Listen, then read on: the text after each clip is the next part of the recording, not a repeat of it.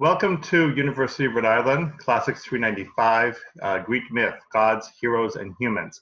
This is a video I am putting in prior to the normal introduction video that you see listed on Brightspace as the first video to watch for the course.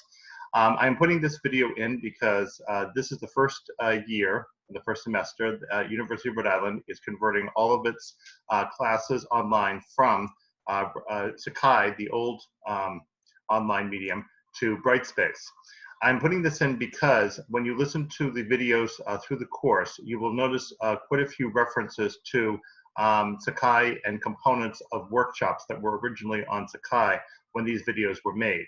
I have not had time yet to update all of the videos, so consequently, as you listen to the videos, you should realize that when I make reference to things that are on Sakai, I'm effectively talking about the equivalent on Brightspace. There will be some later videos that will be released that will explain what exactly are the connections between Sakai and Brightspace, where the correspondences are, so that you will be able to navigate around Brightspace and locate the same components that were originally on Sakai and understand what I'm referring to when I say Sakai on one of the older videos.